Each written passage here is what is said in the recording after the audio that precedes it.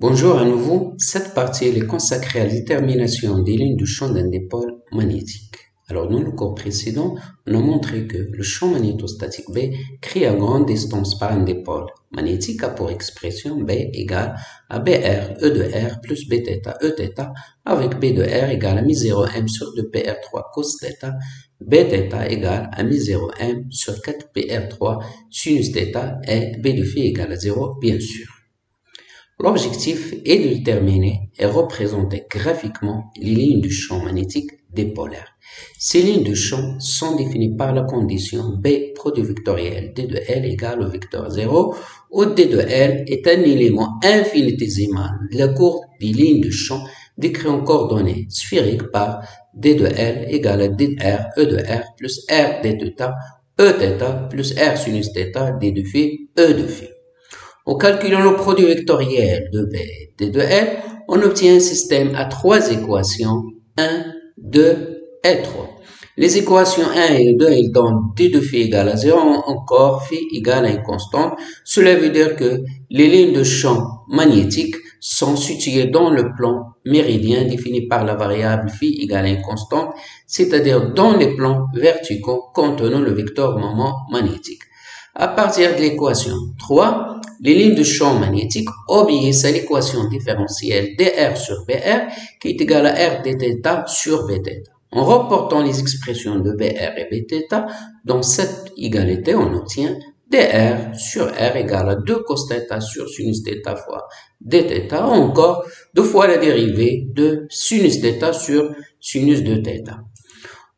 Donc, en intégrant de deux côtés, en posant t égale à sinus θ, on obtient l'intégrale de dr sur r est égale à 2 fois l'intégrale de dt sur t.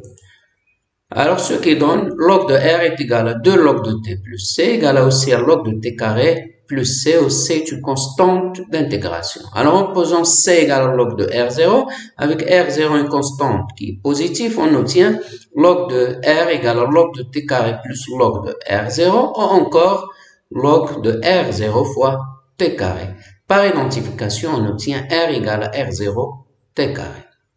En remplaçant t par sinus de θ, on obtient finalement que r égale à r0 sinus carré de θ. C'est l'équation polaire aux lignes du champ pour un dipôle magnétique. Alors, passons au traçage des lignes de champ dipolaire. Alors, comme vous le savez, une ligne de champ magnétique est définie par un ensemble de points tels que le champ magnétique est tangent en chaque point. Comme l'indique l'équation en ligne de champ magnétique, chaque point de la ligne de champ magnétique il est décrit par les variables r et θ.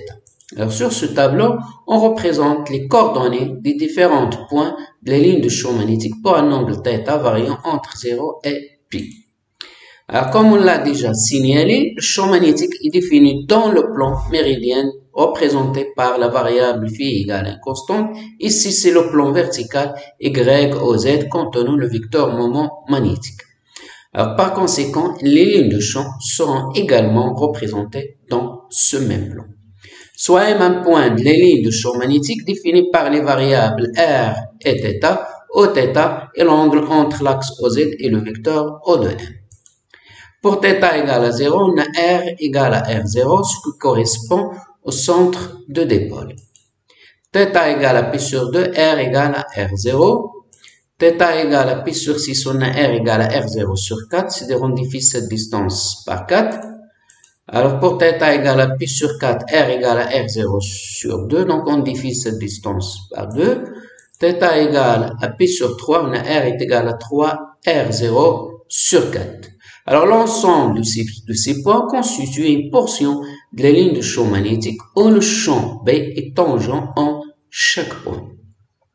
Alors, en poursuivant le même raisonnement que dans le cas précédent, en faisant varier θ de P sur 2 à P, on obtient une portion de la ligne de champ de même forme, mais antisymétrique par rapport au plan horizontal X, Y, plan de dipôle. Alors, ceci s'explique par le fait que le plan X ou Y est un plan de symétrie de la distribution de courant et donc un plan d'antisymétrie du champ magnétique et par conséquent des lignes de champ magnétique. Alors, plus précisément, si on prend un point M' symétrique de M par rapport au plan XY, le champ magnétique B, vérifiez la relation B' égale à moins la symétrie de B par rapport au plan OXY. Alors, dans ce cas, le champ magnétique B, il est tangent à la ligne de champ M' et la ligne de champ s'oriente dans le même sens que le champ magnétique B. Alors, il est important de vous signaler également que pour θ égale à P sur 2, on a M, il appartient au plan XY et le champ magnétique B, en ce point, il est perpendiculaire au plan OXY. Alors, ceci est évident car XOY est un plan de symétrie de la distribution de courant et contenant le point M. Alors, c'est pas encore terminé, la ligne de champ magnétique, il est représentée uniquement dans le demi-plan vertical situé à droite de dipôle. Alors, dans le demi-plan gauche de dipôle, la ligne de champ magnétique présente une forme symétrique de celle de demi-plan vertical droit par rapport au plan XOZ. Alors, en effet, le plan XOZ est un plan d'antisymétrie de la distribution de courant et donc un plan de symétrie de champ magnétique, également des lignes de champ magnétique. Alors, finalement, il apparaît clairement que la ligne de champ magnétique pour un dipôle magnétique a la forme d'un double Z et ceci pour une valeur fixe de R0. Pour différentes valeurs de R0, on peut obtenir plusieurs lignes de champ magnétique, comme le montre cette figure qui donne un aperçu d'un spectre magnétique relatif à un dipôle magnétique de forme circulaire.